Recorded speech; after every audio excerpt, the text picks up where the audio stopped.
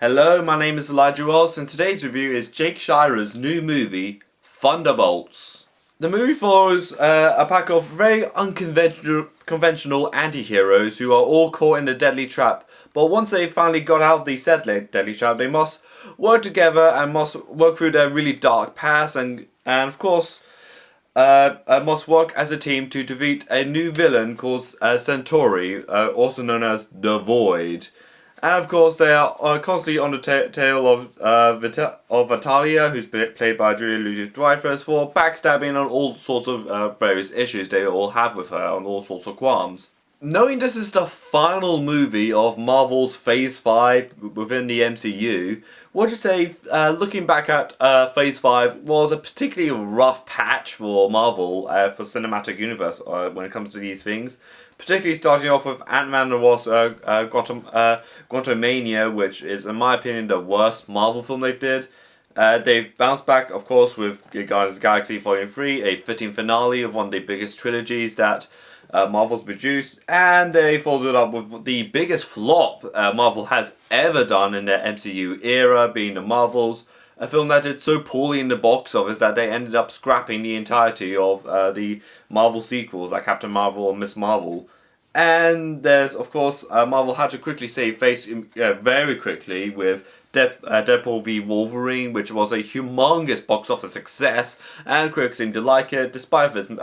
being the first film in the MCU with an R rating. And then the following year they had Captain America Brave New World, which I kind of just thought was just mediocre, and box office wise kind of indicated the same thing, as it didn't do that great in the box office and the reviews were again very mediocre. But now with Thunderbolts, the reviews of course were glowing, and the anticipation was somewhat there, but a little bit more trepidatious considering the really hit or miss quality that the MCU has gone through a lot. So it wasn't too much expected from them to, I don't know, gross $1 billion in the box office. But there was definitely some little spark that was left in the Marvel Cinematic Universe, particularly as they have to group a bunch of these anti-heroes into one movie and essentially lead Marvel into the next phase going forward. And of course, it has the same director who's not just done some other films like, say, Robot and Frank, Paper Towns, but also has a really big connection being the director of the Beef series on Netflix and also an A24 production, and also he was the executive producer of that series. But this is where it gets a little bit more interesting, particularly with the A24 connection. Even the marketing of this film was essentially a really odd experiment at best. Like, even though the first trailer, if I remember, was somewhat boring at first, particularly with the minor key version of Pixies, Where Is My Mind? But thankfully, the movie did pick up a lot more momentum as the film's release date dawns more and more closer. And the film's marketing did take a very surprising turn by touting the cast and the crew's A24 connections, as in the big indie studio,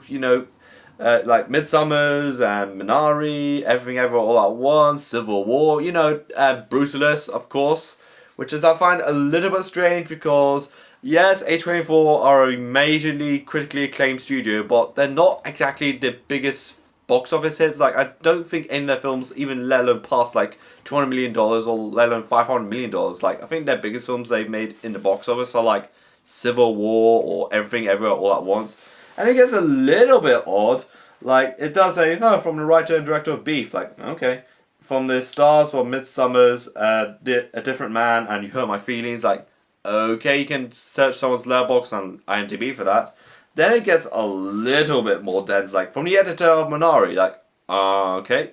The cinematographer of Green Knight, okay. And the composers of Everything Everywhere All at Once.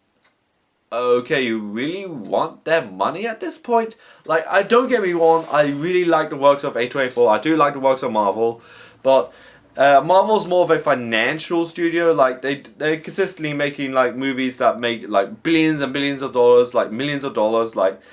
this movie is bound to do well in the box office if things go their way. Like I said earlier, N24 is not the biggest commercial bringer of the studios. Like, yeah, it did some big films, like I did say earlier, but it's more of a critic's favorite, not a box office hits sensations or something. And yeah, even keeping in mind with the listing everyone that was involved in it with the A24 connections, even though for marketing purposes, you put like the actor's name, like David Harper or Florence Pugh, Sebastian Stan, like, and then list their entire filmography, and then the crew's start connection with A24, like how it worked, like most logically, like let's say something like Inland Empire, like the DVD cover that says a film by David Lynch, like you know who David Lynch does, like Eraserhead, Twin Peaks, Blue Velvet, like at least it kind of establish who is creative behind it, or something like a producer, like Boy Kills World, like it says on top of the DVD cover, it says from the producers of Evil Dead and The Barbarian, as in produced by Sam Raimi, even though it does somewhat, you have to look up a little bit more if you're not too familiar with his work, like The Evil Dead and Spider-Man and the Doctor Strange and the Multiverse of Madness, as in fantasy or sci-fi films with a lot more of a horror edge, or horror movies with a comedic edge, like they say, The Evil Dead. But again, touting your crew's filmography to one specific studio, which is I find a bit of a baffling decision on my part, like even for marketing.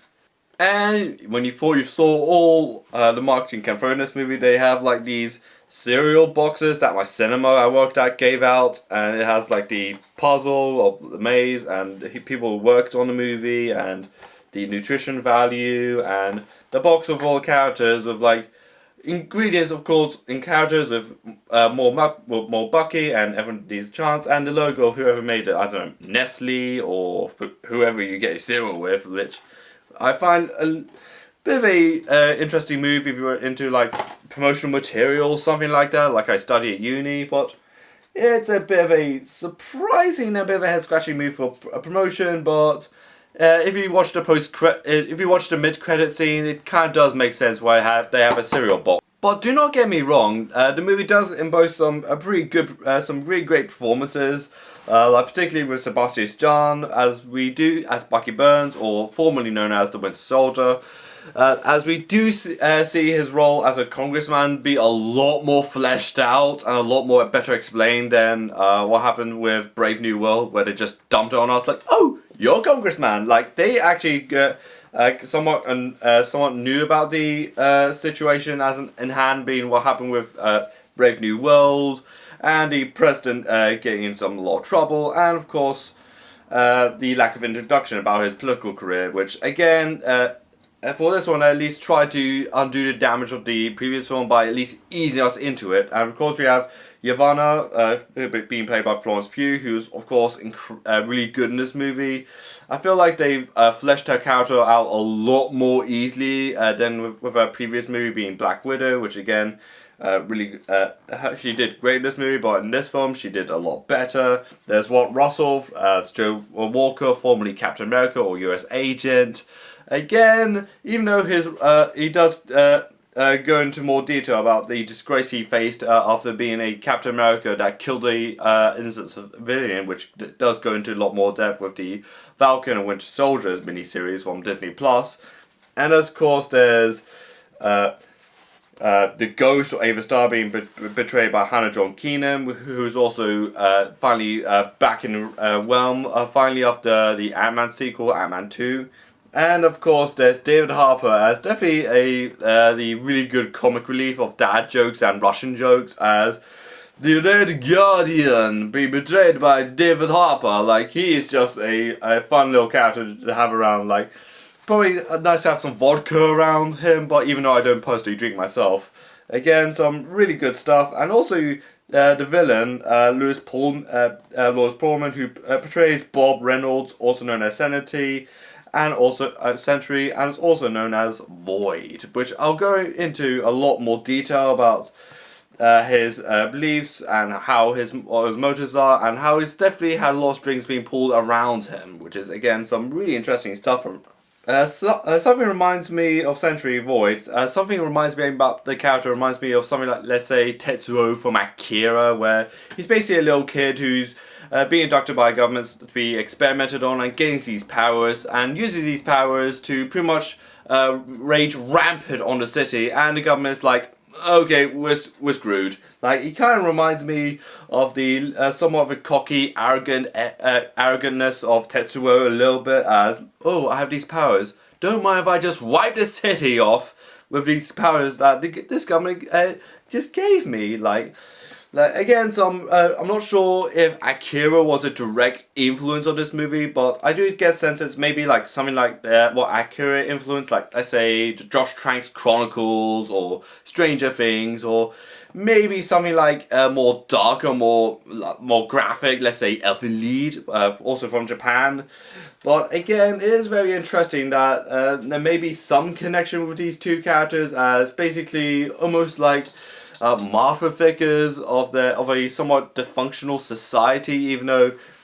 particularly the government's trust in both these films are plummeting to a pretty lowball no, which is again some really interesting subtext shared between the two films. And thankfully the film's visuals do thankfully hold up quite a bit from what the marketing almost told me about it, as it the villain's powers is like he turns everything black like the void. Like, my thought when the trailers came out, like, oh no, it's going to be one of these movies where the colours are going to be so desaturated, it's going to be so dark, and that it's going to be near impossible to make out what's happening. But thankfully, it's from the same cinematographer as, let's say, the marketing material said, from the same cinematographer as Green Knight, which is, again, a movie, even though some of the scenes in the film have greyish in it, but not to the point where it becomes so overpowering that it just completely desaturates everything and just mutes or dulls down the film's colour palette. Like, there's definitely some respect to of the balance, in sense of, like, there are definitely some scenes that are definitely not the most colourful, but definitely in a way it doesn't feel like way too boring, way too dull for the eyes. But particularly when we see the void in its true form, and particularly with the tiny gleamy eyes that remind me a little bit of the red demon eyes from the film I just seen like a week ago, being Sinners, which is again a really good film, but please check it out. But anywho, the film visually, it does,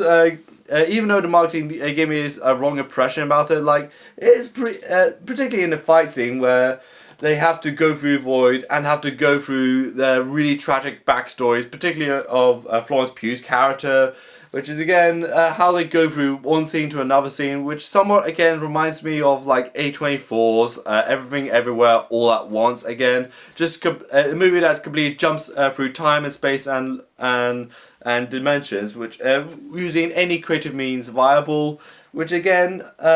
in that scene in Thunderbolts does apply to that logic, even though I feel like Everything Everywhere All at Once has a better execution of that in my opinion. But however, I feel like there's definitely some thought and creativity and some pretty good ideas thrown into that particular scene where Florence Pugh's character has to go into the void and go through her troubles through one scene and to another scene and another scene of her really traumatic childhood. Again, addressing the criticism I had with the Brave New World film, as in it just slaps you around the face for anyone that hasn't seen the series, whereas that previous movie just introduced a bunch of characters from the series I didn't watch, and I just had to fill in information about them, like, completely second-handedly, not just from films, just from stuff I've seen online. But thankfully, even though despite being somewhat of an exposition dump for Walt Russell's character for John Walker, or formerly Captain America or US Agent, again, he was formerly Captain America, but he kills a civilian, so the film does explain it to you, when the character is just bringing it up, like, wow, you were disqualified as Captain America because you killed an innocent civilian. Like, it does, and of course, he had a very dysfunctional relationship with his wife, and they went through a divorce. Again, it goes in a way it somewhat expository, or does give out exposition, but in a way, even though it does somewhat people off who've seen the series off, like, okay, yes, we know about it already, but for someone like me who haven't seen the series, it does feel like they did somewhat go into that direction after the criticism that, let's say, Brave New World had a couple of months ago, as it just slaps you around the face around it, as in at least they went back in the direction like, we'll just ease you in, even though it is exposition, but it's good, the best we're going to have to do. I feel like this is definitely one of the stronger films of what Marvel did, particularly in Phase 5, up there with Guardians of the Galaxy 3. But if we're talking about films that are released post-COVID, I feel like this is definitely one of the more stronger films that came out in their canon, particularly with something like No Way Home or Guardians of the Galaxy Volume 3, or something like Deadpool Wolverine, even though I wouldn't rank that film too high on my list. But again, I feel like this is definitely a really good film in a really good film in the MCU canon. Again, particularly in a post-COVID environment where the quality of films just go really all over the place, in my opinion. But however, the movie does pull itself together, particularly from the first scene, and even though it does dwindle a titty bit, a little bit, and does almost stumble a titty bit in a couple of areas, in my opinion, but I feel like the performances of Florence Pugh, great, Sebastian Stan, great, Watt Russell, good, and also David Harbour is also great in this film, Hannah John Keaton, and also Julian Louis-Dreyfus as the somewhat of the almost a puppet master of the Void and Sentry, who also did a great performance in this movie. Lewis Pullman, who the film is a villain with insomnia and has a lot of depression and has a lot of like traumatic stuff thrown at him. Even though I did make the connection that whether he was inspired by, let's say, Tetsuo from Akira, I feel like he does utilize that character and how the film's political allegories of like a really dissatisfied public's perception of the government and how the government is doing like these experiments on him all the time, and how he uses these experiments to essentially blow them up in front of the government's face, which is again a very intriguing concept that I feel like Lewis Pullman definitely pulled that idea off, in my opinion. Also, the film's visually, despite giving me some concerns from the film's marketing, like the A24 stuff, the serial stuff, and the stereotypically drabby visuals, like the saturated being like undersaturated or just way too dull. But I feel like the movie somewhat does a reverse Uno card on that, as in, despite again a scene that does take place in the dark void, or the villain's power is that he just paints the town in literal darkness. I feel like it is done in a way that it doesn't make it too dull or too dreary for your eyes. Like, even though there's some pretty interesting set pieces that were inspired, let's say, like Everything Ever All at Once, with the jumping through another chapter of your life to another chapter of your life using creative means possible. I feel like this is definitely, even though despite being a rough entry for the MCU, I feel like at least they stuck the landing on this one. For Thunderbolts, I'm feeling a 7 out of 8, 7 to 8 out of 10. So, what do you think of Thunderbolts? Let me know in the comments down below. Like this video, subscribe to my channel, follow me on Twitter, Instagram, Letterboxd, Blue Sky and Threads, and this is Light Rolls, and bye.